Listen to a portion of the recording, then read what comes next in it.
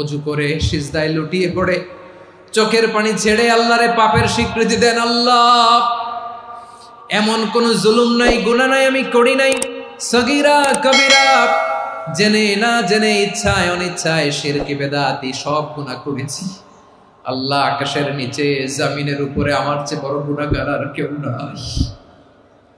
চোখের পানি ছেড়ে আল্লাহরে বলেন, আল্লাহ, আমি ছাড়া তোমার গোলামের অভাব নাই, তুমি ছাড়া আমার দ্বিতীয় কোনো রব নাই, তুমি ছাড়া তো কেউ আমার গুনাহ ক্ষমা করার নাই, তুমি আমার রব, তুমি আমার সব। বলতে পারবেন?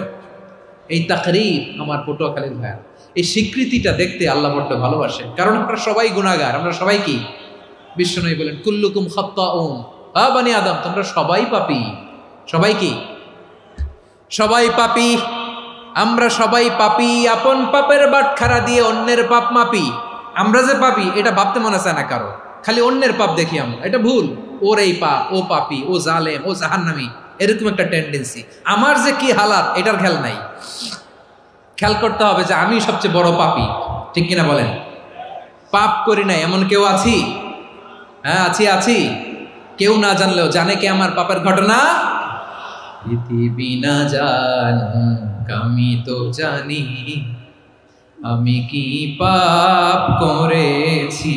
হায় ও আমার কলিজার টুকরা ভাইয়েরা, মাথাটাকে নিচু করে জীবনের সব গুনার ফিরিস্তিগুলো একটা একটা করে স্বীকার করে আল্লাহরে বলেন, আল্লাহ, আমি পাপী।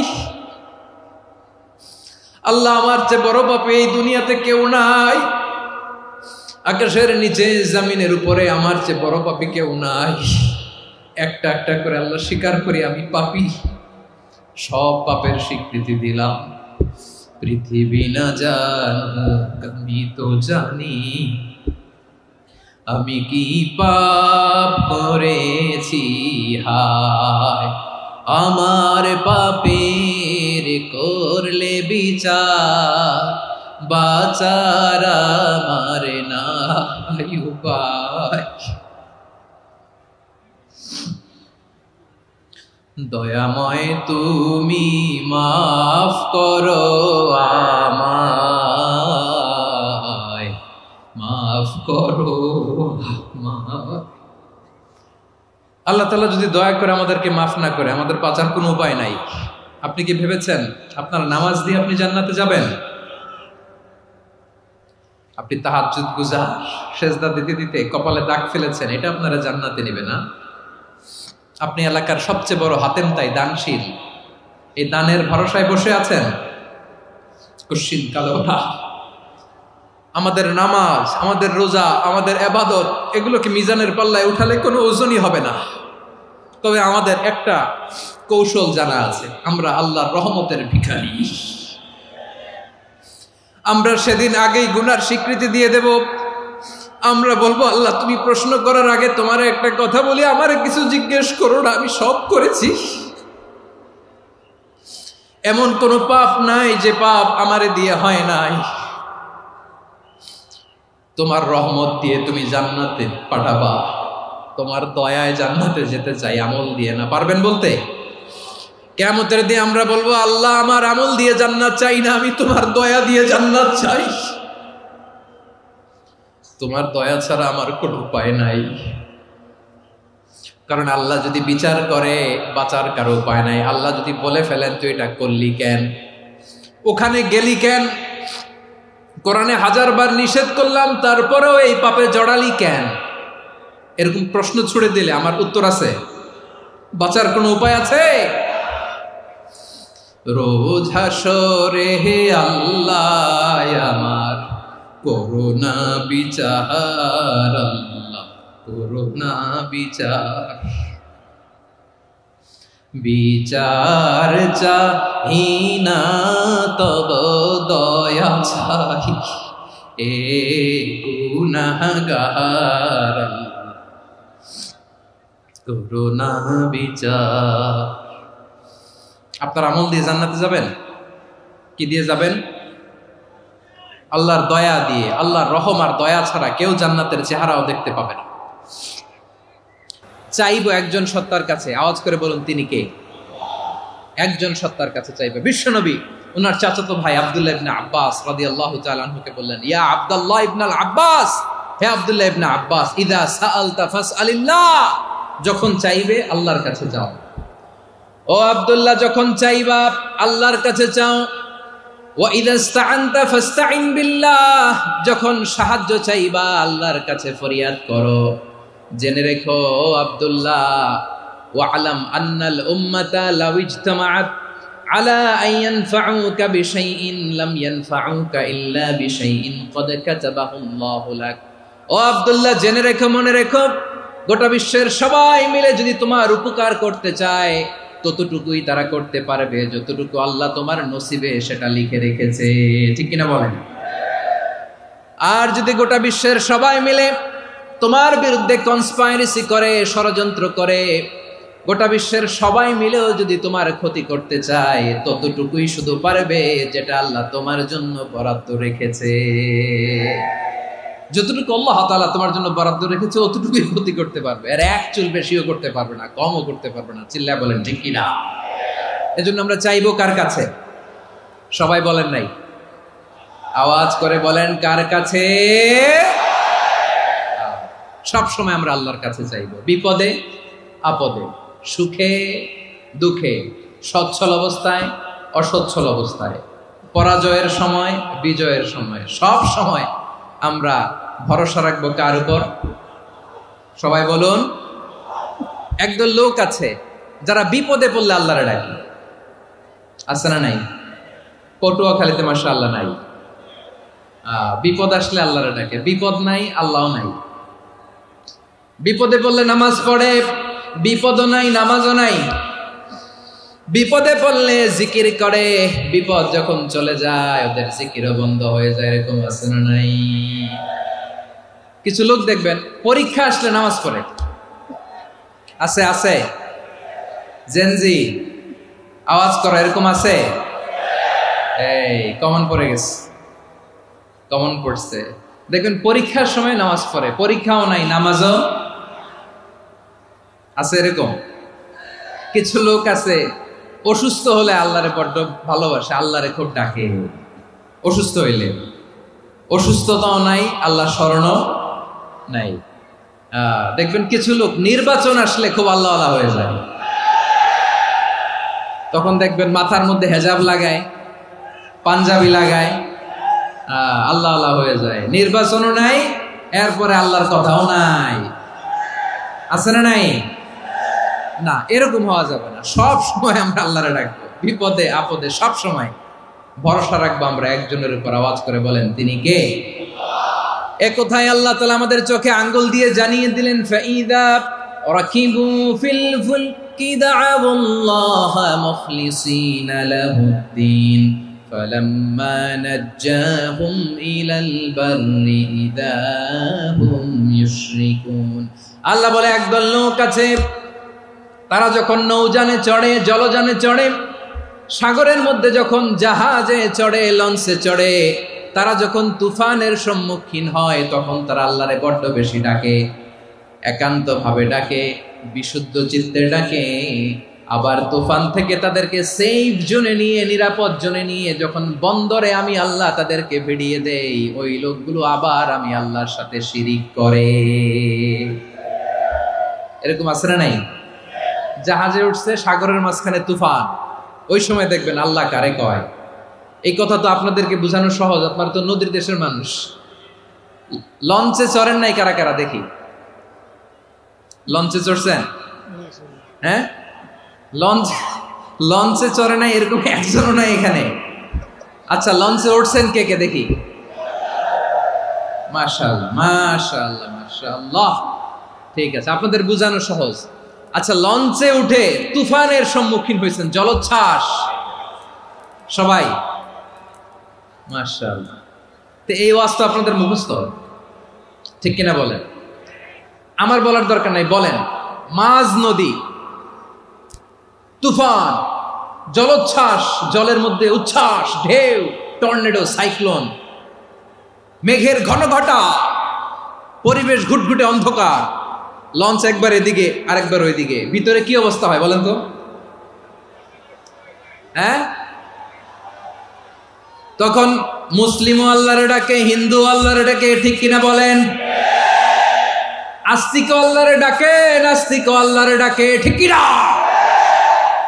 লঞ্চের ভেতর, স্টিমারের ভেতর কান্নারে রোল পড়ে যায়, চিৎকারের রোল পড়ে যায়, সবার মুখ দিয়ে শুধু একটা আওয়াজ, লা ইলাহা লা ইলাহা লা ইলাহা সুবহানাল্লাহ আলহামদুলিল্লাহ লা ইলাহা।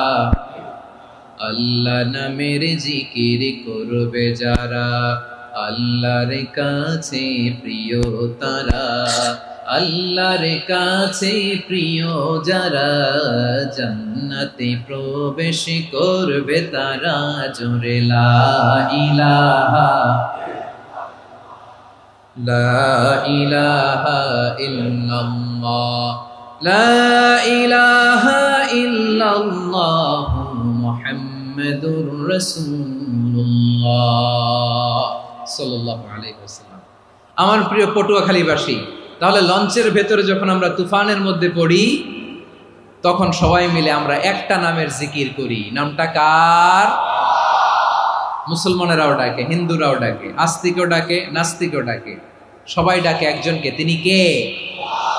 আবার দেখবেন ওই আল্লাহ তুফানের পরে, ঝড়ের পরে ওই লঞ্চটাকে যখন সদর ঘাটে ফিরিয়ে দেয়, আবার আমরা নাফরমানি শুরু করে দেই। সে কোথায়? আল্লাহ বললেন, ফাইদা রাকিবু ফিল ফুলকি দা'আউল্লাহা মুখলিসিনা লাহুদ্দিন ফালাম্মা নাজ্জাহুম ইলাল বাররি ইযা হুম ইউশরিকুন। সাগরে যখন তুফানে পড়ে আমি আল্লাহর ডাকে, আবার আমি আল্লাহ যখন বাঁচিয়ে দেই, আবার আমি আল্লাহর সাথে শিরিক শুরু করে। আমরা কি এরকম হতে চাই নাকি? এরকম করবেন? হ্যাঁ না, আমরা তুফানে পড়লেও আল্লাহরে ডাকি, আবার বাঁচায় দেওয়ার পরেও ডাকি কারে? আল্লাহকেই ডাকি। বিমানের মধ্যে মাঝে মাঝে দেখবেন যে এয়ার টার্বুলেন্স হয়, জানেন? এয়ার টার্বুলেন্স জানেন তো? মাঝে মাঝে বিমানটা বাউন্সিং করে, বাম্পি, ভেরি বাম্পি ওয়েদার। শোনেন নাই? 40,000 ফিট উপরে যখন থাকে, তখন পাইলট মাঝে মাঝে বলে, dear passengers, ladies and gentleman, right now we are flying 40,000 feet above the ground and we are passing very air turbulence, very heavy air turbulence right now. Please fasten your seat belt. দেখবেন মাঝে মাঝে বলে যে, ভদ্র মহিলা, ভদ্র মহোদয়গণ, আমরা 40,000 ফিট উপর দিয়ে যাচ্ছি আর এয়ার টার্বুলেন্স ফেস করছি, মেহেরবানি করে আল্লাহর হস্তে সিট বেল্ট বাঁধুন। তখন বিমানটা এরকম বাউন্সিং করে, শেকিং করে। আপনারা মুখোমুখি হয়েছেন? ইদানিং এই এয়ার টার্বুলেন্স বেড়ে গিয়েছে। গত বছর আমার ইন্টারন্যাশনাল অনেকগুলো ফ্লাইট ছিল, তো আমি দেখলাম যে আগের ফ্লাইটগুলোর তুলনায় এখন এয়ার টার্বুলেন্স খুব বেশি। আমি একটু রিসার্চ করে দেখলাম, ক্লাইমেট চেঞ্জের কারণে, জলবায়ু পরিবর্তনের কারণে আকাশের বাতাসের মুভমেন্টে পরিবর্তন হয়েছে, ফলে এখন বিমান শেকিং করে বেশি, বাউন্সিং, বাম্পি ওয়েদার। তো বলেন তো, 40,000 ফিট উপরে যখন আপনি, কয় হাজার ফিট? সবাই বলুন, কয় হাজার ফিট? 40,000 ফিট উপরে যখন আপনি, তখন যখন বিমানটা এরকম বাউন্সিং করে, সবাই যখন ভমিটিং করে বিমান নষ্ট করে দেয়, বমি করে, তখন বাঁচানোর কে আছে আল্লাহ ছাড়া? কেউ আছে? ওই মুহূর্তেও সবাই মিলে একজনের ডাকে আওয়াজ করে বলেন, তিনি কে? মাঝে মাঝে কিছু সোশ্যাল মিডিয়ায় কিছু ভিডিও পাওয়া যায় যে হেভি যখন এয়ার টার্বুলেন্স হয়, 10 সেকেন্ড 15 সেকেন্ডের কিছু ভিডিও পাওয়া যায়, বিমানটা এরকম বাউন্সিং করছে, বাম্পি ওয়েদার, কাঁপছে, মানুষগুলো বমি করছে, অক্সিজেন মাস্কগুলো সব ঝুলে পড়েছে, বিমানটা শুধু কাঁপছে। তখন দেখবেন বিমানের ভেতরেও এরকম লঞ্চের মতো চিৎকার আছে না নাই? বিমানের ভেতরেও তখন চিৎকার। গত বছর হিথ্রো এয়ারপোর্ট থেকে সিঙ্গাপুর এয়ারলাইন্সের একটা ফ্লাইট, হিথ্রো টু চাঙ্গি, একটা ফ্লাইটে এমন বেশি এয়ার টার্বুলেন্সের শিকার হয়েছিল ওই এয়ারক্রাফটটা, 33 জন যাত্রী সেখানে আহত হয়েছে, একজন যাত্রী নিহত হয়েছে। কেবিন ক্রুজ, এয়ার হোস্টেস যারা আছে, একজনের নাক ফেটে, চোখ ফেটে, কপাল ফেটে, ব্লিডিং হয়ে শয়লা। প্রিয় ভাইয়েরা, ওই 40,000 ফিট উপরে বিমানটা যখন কাঁপবে, তখন আমাদেরকে আল্লাহ ছাড়া আর কেউ বাঁচানোর আছে? এত আস্তে বললে হবে? ওই কঠিন মুহূর্তে আমার বাবা আমারে বাঁচাতে পারে, আমার বন্ধু আমারে বাঁচাতে পারে। এই গ্রাউন্ডে, জমিনের বুকে আমার প্রোটোকল, আমার ক্ষমতা, আমার দাম্ভিকতা, কোনো কিছু আমারে বাঁচাতে পারে? একজন ছাড়া। চিল্লায় বলতে হবে, তিনি কে? সে আল্লাহ বললেন, গোলাম, আমি বিপদের সময় ঠিকই তোমাদের বাঁচিয়ে দেই। ওই বিমানের ভেতরে 40,000 ফিট উপরে যখন তোমরা এয়ার টার্বুলেন্সের শিকার হও, তখন নাস্তিকও আল্লাহরে ডাকে, হিন্দু আল্লাহরে ডাকে। জোরে বলেন ঠিক কিনা? আবার বিমানটা যখন শান্ত হয়ে যায়, একটু পরেই বিমানের স্ক্রিনের মধ্যে হিন্দি সিনেমা খোঁজে। বিমানের স্ক্রিনে কিন্তু বিশাল ওখানে আফলাম ফিল্মের একেবারে বোঝাই করা। বিমানটা শান্ত হলে আবার হিন্দি সিনেমা দেখা শুরু করে। একটু আগে ডাকছিল কারে? কারে? দেখবেন বাংলাদেশে আমাদের ক্রিকেটাররা যখন অন্য কোনো দেশের সাথে খেলে, অনেক সময় এমন হয়, বল বাকি একটা, রান দরকার 6টা। বল বাকি কয়টা? পটুয়াখালী বুঝে নাই বোধহয়। বল বাকি কয়টা? রান দরকার। আপনি দেখবেন ক্যামেরাম্যান তখন গ্যালারিতে খালি দেখায় দর্শকদের যে কি অস্থিরতা। হিপ হপ স্টাইলের মেয়েটা, যে মেয়েটার ওড়না এতক্ষণ ছিল গলায়, এতক্ষণ কইছিল, ওই মেয়েটা দেখবেন ওড়নাটা টেনে মাথায় দিয়ে এরকম মুনাজাত ধরতেছে, আল্লাহ আল্লাহ, একটা ছক্কা, আল্লাহ আল্লাহ, আমার লাল সবুজের পতাকারে তুমি অপমানিত কইরো না আল্লাহ, ইন্ডিয়ার সাথে আমাদের খেলা, আল্লাহ আল্লাহ, একটা ছক্কা, একটা। পুরো পুরো খেলা জুড়ে এই মেয়ের ওড়না ছিল গলায়, কিন্তু যখন 1 বলে 6 রান দরকার, ওড়না চলে আসছে কোথায়? মাথায়। আবার মুনাজাত আছে না নাই? ঠিকই বাংলাদেশের দামাল ছেলে এমন এক শট মারলো, বল চলে গেল স্টেডিয়ামের বাইরে, ছক্কা, জিতে গেলাম আমরা। পুরো স্টেডিয়াম জুড়ে চিৎকার, হই হুল্লোড়, মৌজ মাস্তি। যেই মেয়েটা মাথার মধ্যে ওড়না দিয়ে এতক্ষণ সুবহানাল্লাহ সুবহানাল্লাহ বলে আল্লাহর কাছে দোয়া করেছে, ওই মেয়ে এখন আবার ওড়না ফেলে দিয়ে নাচা শুরু করে দিয়েছে। তাহলে আল্লাহর ভয়, আল্লাহর প্রতি আস্থা, বিশ্বাস, ভালোবাসা, এটা কি ক্ষণিকের জন্য? মানে আমার যখন লাগবে তখন আল্লাহর ইউজ করবো নাকি? হ্যাঁ, বিপদে আপদে, সুখের সময় দুঃখের সময়, সচ্ছল অসচ্ছল অবস্থায় বিশ্বাসীরা ভরসা রাখে একজনের উপর। চিৎকার করে বলো, পটুয়াখালী তিনি কে?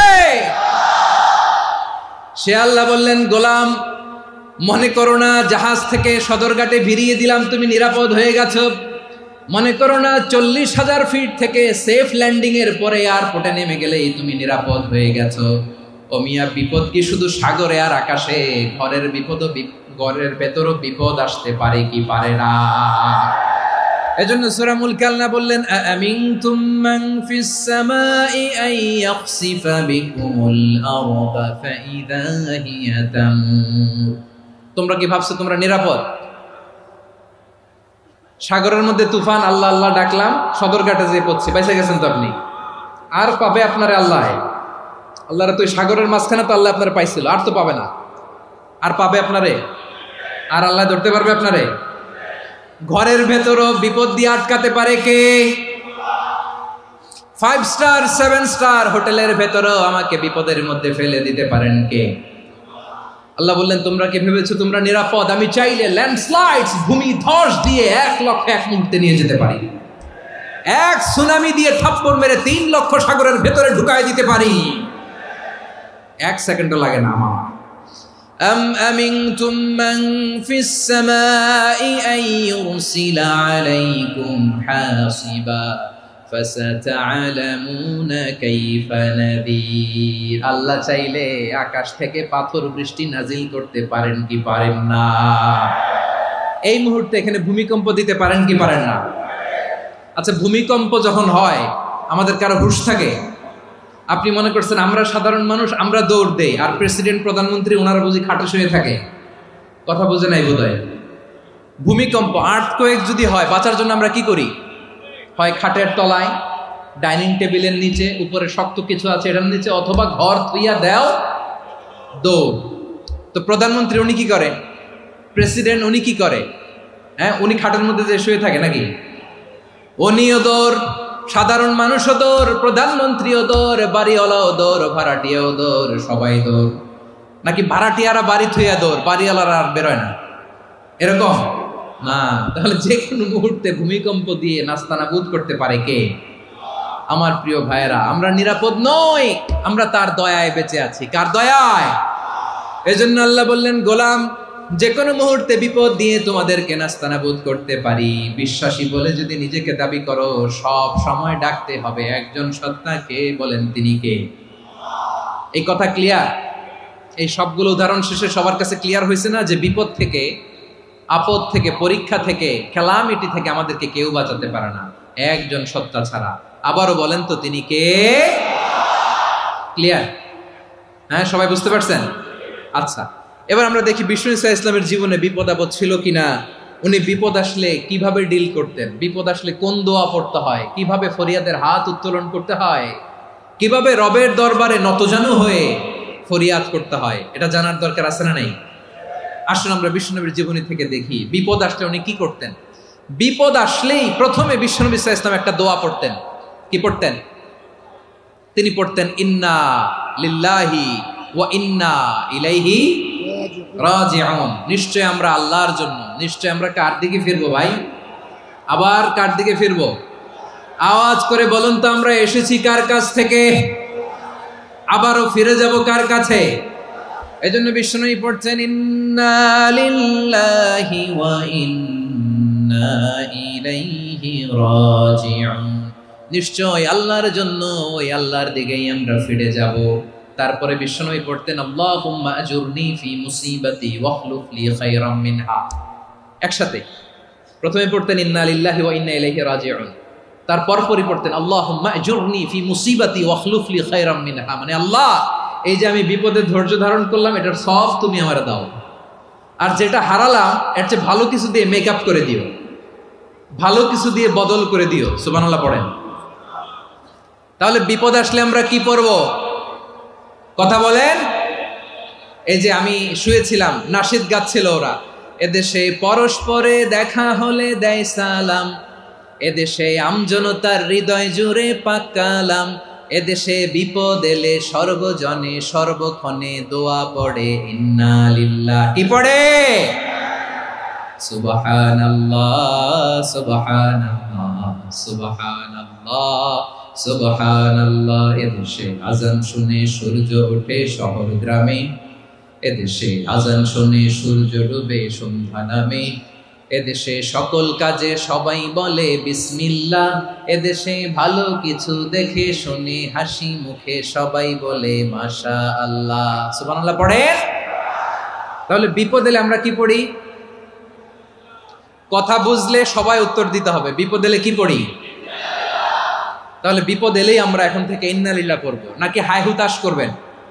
একদল আছে হাই হুতাশ করে, হায় আল্লাহ রে মোর কি হইল রে, মই কি হরমু রে, মই কমবে জামু রে, আছে না নাই? এরকম বিলাপ করতে নিষেধ করেছেন বিশ্বনবী। কি করব, কই যাব, কি হবে, হায় হায়, এরকম হাহুতাশ আছে না নাই? বিশ্বাসীরা হাহুতাশ করে না, তারা ইন্না লিল্লাহ পড়ে। কি পড়ে মনে থাকবে? আমরা পড়বো ইন্না লিল্লাহি ওয়া ইন্না ইলাইহি রাজিউন। নিশ্চয়ই আমরা আল্লাহর জন্য, আমরা আল্লাহর দিকেই ফিরে যাব। এরপর পড়বো আল্লাহুম্মা আজুরনি ফি মুসিবাতি ওয়াখলুফ লি খায়রাম মিনহা। আল্লাহ, আমি যে বিপদে ধৈর্য ধারণ করলাম এটার সওয়াব দিও, আর যা হারালাম তার চেয়ে ভালো কিছু দিয়ে বদল করে দিও। সুবহানাল্লাহ পড়েন। বিশ্বনবীর হাদিস শুনলেন উম্মে সালামা রাদিয়াল্লাহু তাআলা আনহা। ওনার স্বামী হলো আবু সালামা। মজার ঘটনা খেয়াল করে শুনেন আমার প্রিয় কলিজার টুকরা ভাইয়েরা। কানগুলো খরগোশের কানের মতো খাড়া করে আমার দিকে তাকান। সাইয়্যিদাতুনা উম্মে সালামা রাদিয়াল্লাহু তাআলা আনহা, ওনার স্বামীর নাম আবু সালামা। শ্রেষ্ঠ দম্পতি, শ্রেষ্ঠ ফ্যামিলি। প্রথমে হিজরত করেছিলেন হাবাসায়, পরে হিজরত করেছেন মদিনায়। উহুদ যুদ্ধের পরে ওনার স্বামী আবু সালামা ইন্তেকাল করলো, শহীদ হলো। সুবহানাল্লাহ পড়েন।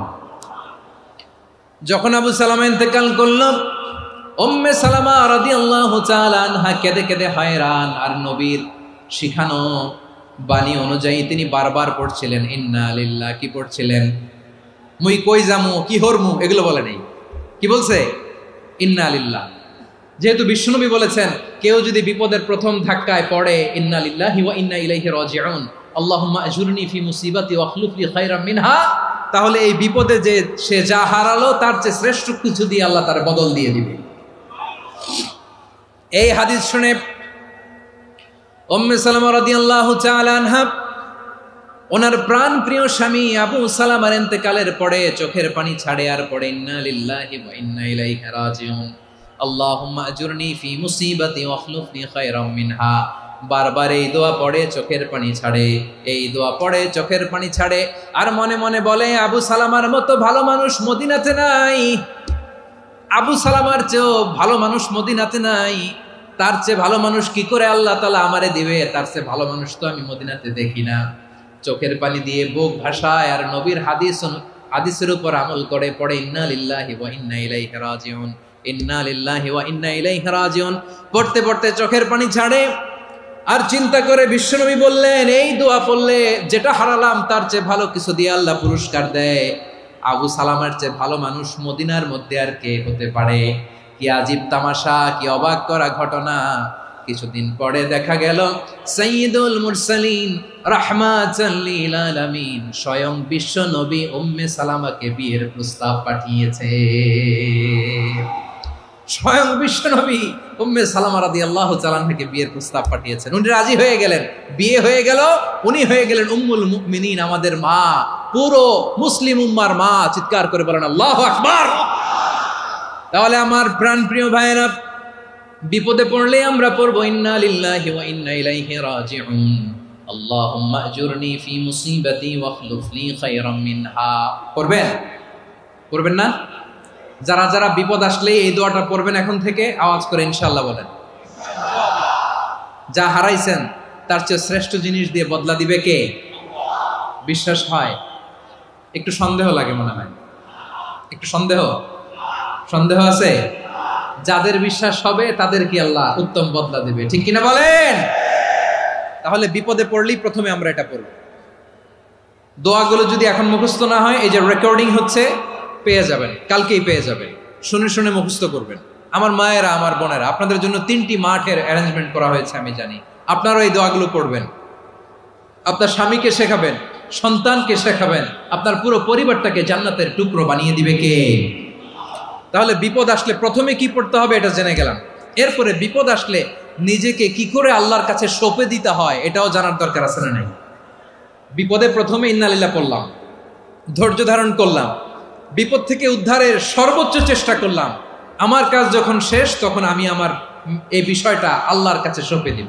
কার কাছে সুপর্দ করব? কার কাছে? বিপদে বললে কেমন করে নিজেকে আল্লাহর কাছে সঁপে দিতে হয় আসুন সাইয়েদনা ইব্রাহিম আলাইহিস সালামের জীবনী থেকে জানি। আল্লাহর খলিল ইব্রাহিম আলাইহিস সালাম আমাদের মতো সমাজ ব্যবস্থা পায় নাই। আমরা জন্মের পরে আমাদের কানের ভেতরে আজান দিয়েছে কে? একামত দিয়েছে কে? আমাদের বাপদাদারা আমাদের কানে আজান দিয়েছে কি? দেয় নাই।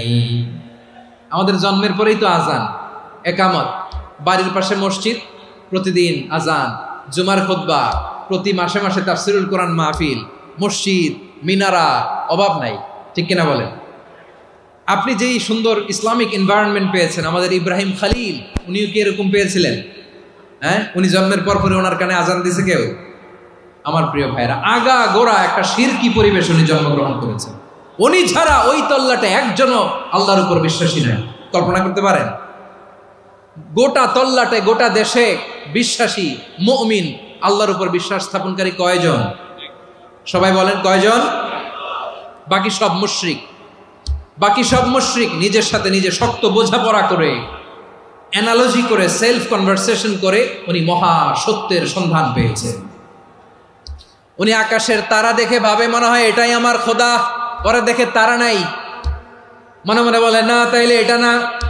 আবার চাঁদ দেখে বলে চাঁদটা বড় মায়া লাগে, মনে হয় এটাই আমার রব, পরে দেখে চাঁদও নাই, কয় না এটা না।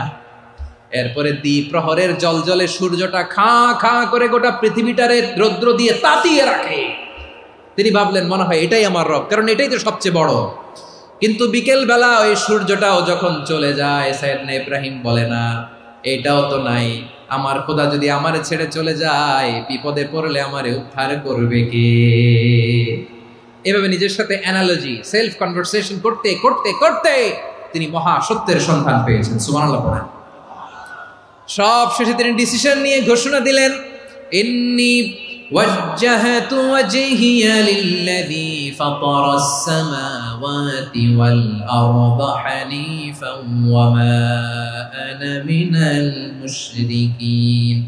নিশ্চয় আমি এমন সত্তার দিকে মনোনিবেশ করলাম, মুখাপেক্ষী হলাম, যিনি আকাশ বানিয়েছেন, জমিন বানিয়েছেন, আমি মুশরিক নই। সুবহানাল্লাহ। পারতেন, আপনি পারতেন? কেউ নাই, লক্ষ লক্ষ মুশরিক, আপনি একা। ওনার মতো এরকম বিচক্ষণতা দিয়ে আল্লাহরে খুঁজে পাইতে পারতেন আপনি? কি নবী ছিল, আল্লাহকে খুঁজে পেয়েছে। যখন আল্লাহর ইবাদত শুরু করলো, এই কথা ছড়ায় পড়লো চারদিকে। নমরুদ সাইয়েদনা ইব্রাহিমকে ডেকে পাঠালেন। নমরুদ বলে, ইব্রাহিম তুমি নাকি মূর্তির পূজা না করে কোন নতুন রবের ইবাদত করো, কে তোমার রব? সাইয়েদনা ইব্রাহিম বললেন, রব্বি আল্লাযী ইউহয়ী ওয়া ইউমীত, আমি এমন রবের ইবাদত করি যিনি জীবন দেন, যিনি মৃত্যু দেন। নমরুদ বলে, তাই নাকি? তোমার রব জীবন দেয়, মৃত্যু দেয়? আর এটা তো আমি দেই, আমিও তো জীবন দেই, আমিও তো মৃত্যু দেই। সাইয়েদনা ইব্রাহিম বললেন, কেমন করে তুমি জীবন দাও, মৃত্যু দাও, একটু দেখাও তো। নমরুদ জেলখানা থেকে দুজন কয়েদিকে ডেকে আনলো। কয়েদি এনে অর্ডার করলো, একটাকে এখনই শিরোচ্ছেদ, হেড অফ, ডেথ পেনাল্টি, মৃত্যুদণ্ড দেয়া হলো, ফিনকি দিয়ে রক্ত বেরোলো। নমরুদ বলে, দেখো দুজনকে ধরে আনলাম, একজন কয়েদিকে দিলাম ডেথ পেনাল্টি, মৃত্যুদণ্ড, ওরে মৃত্যু দিলাম। আরেকজন যে দাঁড়িয়ে আছে, চাইলে ওরেও আমি মৃত্যুদণ্ড দিতে পারি, কিন্তু না, ওরে আমি দিব না, ওরে আমি বাঁচাইয়া দিলাম, ছেড়ে দিলাম, মানে জীবন দিলাম। দেখো ইব্রাহিম, তোমার চোখের সামনে একজনরে মৃত্যু দিলাম, আরেকজনরে জীবন দিলাম। আপাত দৃষ্টিতে তাই তো, একজনরে তো জীবন দিল, আরেকজনরে মৃত্যু দিল। সাইয়েদনা ইব্রাহিম এবার বিপাকে পড়ে গেলেন। কিন্তু এক একজন নবীকে আল্লাহ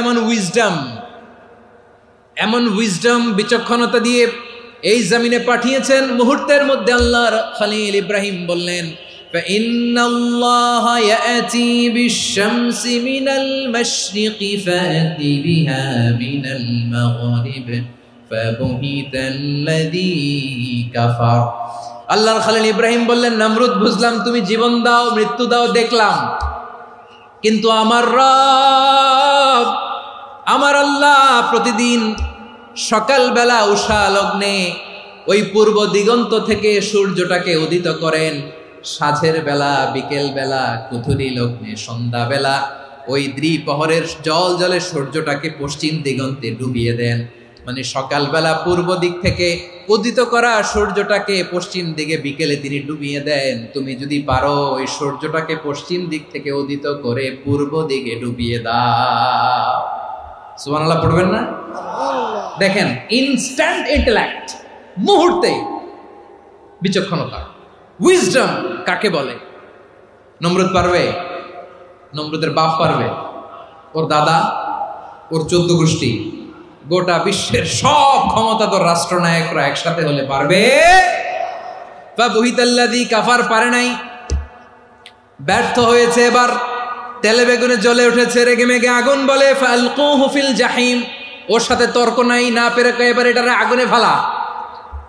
বিশাল বিশাল গাছ কেটে লাকড়ি এনে আগুনের কুণ্ডলি বানানো হলো, দাও দাও দাও দাও করে আগুন জ্বলে। আল্লাহর খলিল ইব্রাহিমকে আগুনে নিক্ষেপ করা হবে। আল্লাহর খলিল সাইয়েদনা ইব্রাহিমের হাতের মধ্যে রশি দিয়ে টাইট করে বাঁধা হলো, পায়ের মধ্যেও টাইট করে রশি দিয়ে বাঁধা হলো। আল্লাহর খলিল ইব্রাহিমকে আগুনের কুণ্ডলির মধ্যে ফেলা হবে। অমিয়া, আপনি যে বিপদের কারণে ভয় পান, হতাশ হন, এটা কোনো বিপদ ওনার বিপদের সামনে? পটুয়াখালী আওয়াজ করে বলুন, সাইয়েদনা খলিল ইব্রাহিমের বিপদের সামনে আমাদের বিপদগুলো কোনো বিপদ? এটা কোনো বিপদই না, এটা কোনো বিপদই না। হাত পা বেঁধে টাইট করে নিক্ষেপ করা হবে। সিম্পলি ফেলা যাবে না, কারণ দাও দাও করে দ্য ব্লেজিং ফায়ার, এমন আগুনের কুণ্ডুলি কাছে যাওয়া যায় না, আগুনের উত্তাপে নিক্ষেপ করা হবে। হাতে রশি বেঁধে পায়ে রশি বেঁধে আল্লাহর খলিল ইব্রাহিম আলাইহিস সালামকে আগুনের মধ্যে নিক্ষেপ করা হবে। আহা, এটার বলে অগ্নি পরীক্ষা। উনি অগ্নি পরীক্ষার সম্মুখীন হয়েছেন। এজন্য কঠিন পরীক্ষাকে আমরা অগ্নি পরীক্ষার সাথে তুলনা করি, ঠিক কিনা? সাইয়েদনা জিবরাইল এসে বললেন, ও আল্লাহর খলিল, ওরা তো আপনার হাতও বেঁধে ফেললো, পাও বেঁধে ফেললো, নড়াচড়ার সুযোগ নাই, বলেন আমি জিবরিল ফেরেশতা আপনার জন্য কি করতে পারি? আল্লাহর খলিল ইব্রাহিম বলেন, ও জিবরাইল, তোমার কাছে আমার কোনো চাওয়া পাওয়া নাই। সুবহানাল্লাহ বলেন। তোমার কাছে বলার কিছু নাই, তোমার সাহায্যের আমার দরকার নাই। সাইয়েদনা ইব্রাহিম আলাইহিস সালামকে হাতে পায়ে রশি বেঁধে হাত পা বাঁধা অবস্থায় জ্বলন্ত অগ্নিকুণ্ডে যখন নমরুদের দলবল নিক্ষেপ করবে, আল্লাহর খলিল কিভাবে নিজেকে আল্লাহর কাছে সঁপে দিয়েছেন, পটুয়াখালীর ভাইরা খেয়াল করে শুনুন। হাত পা বেঁধে আল্লাহর খলিলকে যখন নিক্ষেপ করা হবে, তিনি মুখ ফুটে বলে ফেললেন, হাসবুনাল্লাহু ওয়া নি'মাল ওয়াকিল। হাসবুনাল্লাহু ওয়া নি'মাল ওয়াকিল, আমার জন্য আল্লাহই যথেষ্ট,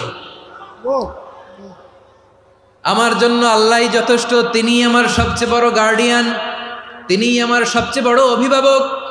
জিব্রাইলের সাহায্যে অফারকে ফিরিয়ে দিলেন, দুনিয়ার বুকে কারো কাছে কিছু বলেন নাই, মুখ ফুটে বলেছেন হাসবুনাল্লাহ। ও আমার পটুয়াখালীর প্রাণের ভাইয়েরা, খেয়াল রাখবেন, কোনো বান্দা তার হাতে থাকা সব চেষ্টাটুকুন করার পরে মুখ ফসকে মুখ দিয়ে যখন বলে ফেলে হাসবুনাল্লাহ, বান্দা যখন হাসবুনাল্লাহ বলে ফেলে, ওই ব্যাপারটা ডিল করার দায়িত্ব স্বয়ং আল্লাহ আরশের উপর থেকে নিয়ে নেয়। আপনি যখন বলে ফেলবেন হাসবুনাল্লাহ, এটা ডিলিং করবে কে তখন? চিল্লায় বলেন না, তিনি কে? বান্দা তার সাধ্যের সবটুকু চেষ্টার পরে নতজানু হয়ে যখন বলবে হাসবুনাল্লাহ, আল্লাহ তুমি আমার জন্য যথেষ্ট, নি'মাল ওয়াকিল, তুমি আমার শ্রেষ্ঠ অভিভাবক, তখন তার কি দরকার না দরকার এটা ডিল করে স্বয়ং আল্লাহ। নিক্ষেপ করা হলো সাইয়েদনা ইব্রাহিমকে অগ্নিকুণ্ডলিতে। হাজার হাজার মানুষের দৃশ্য দেখার জন্য জড়ো হয়েছে এরকম বিশাল ময়দানে। কিন্তু কি অবাক করা ঘটনা, সবাই ভয় পাচ্ছিল, না জানে কি হয়ে যায়। আল্লাহর খলিলকে যখন আগুনের কুণ্ডলিতে নিক্ষেপ করা হয়, আল্লাহর খলিল ইব্রাহিম আগুনের কুণ্ডলের মধ্যে বসে বসে মানুষগুলোর দিকে তাকিয়ে হাসতে শুরু করে দেয়। কারণ আকাশ থেকে রব্বুল আলামিন স্পেশাল ভার্ডিক্ট নাজিল করেছেন, স্পেশাল হুকুম জারি করেছেন, কুলনা ইয়া নারু কুনি বারদান ওয়া সালামান আলা ইব্রাহিম। ও আগুন, খবরদার, সৃষ্টির শুরু থেকে তোকে একটা ধর্ম আমি বাতলে দিয়েছিলাম, তোর ধর্ম, আগুনের ধর্ম হলো যা পাবে জ্বালিয়ে সারখার করবে। আল্লাহ বলল, আগুন, তোর ধর্ম দিয়েছিলাম, তুই সব জ্বালিয়ে পুড়িয়ে সারখার করে দিবি, কিন্তু ক্ষণিকের জন্য আমি তোর জ্বালিয়ে দেওয়ার ক্ষমতাটাকে কেড়ে নিলাম, জ্বালিয়ে ভস্ম করে দেওয়ার ক্ষমতা আমি কেড়ে নিলাম। কুনি বারদান, ঠান্ডা হয়ে যা। কিন্তু এত বেশি ঠান্ডা হবি না, আবার আমার ইব্রাহিমের জন্য সর্দি লেগে না যায়। সুবহানাল্লাহ, এত আসতে বললে হবে?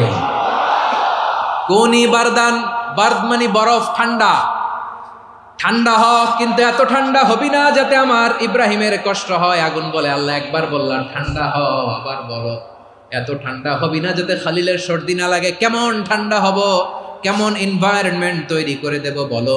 আল্লাহ বললেন, সালামান আলা ইব্রাহিম, আমার খলিল, আমার কলিজা, আমার ইব্রাহিমের জন্য তুই জান্নাতের গুল বাগিচা হয়ে যা।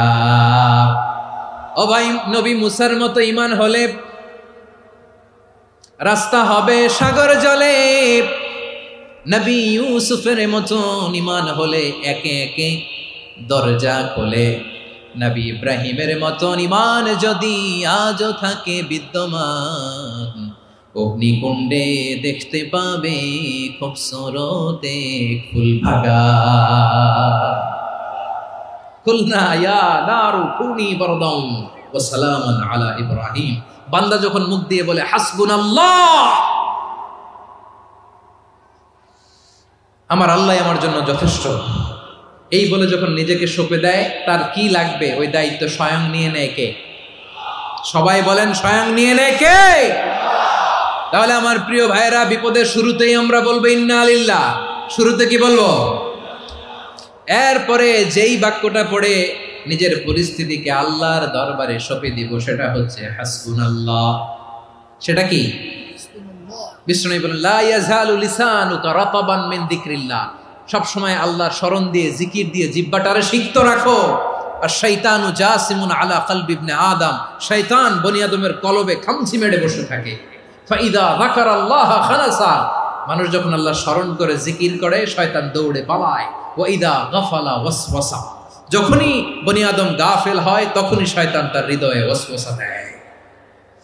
এজন্য বিপদে পড়লে ইন্না লিল্লাহ, নিজের সব টুকুন করার পরে, নিজের রোল প্লে করার পরে নিজেকে আমরা কি বলে সঁপে দিব? সবাই বলেন, সবাই বলতে হবে, আরো জোরে বলেন।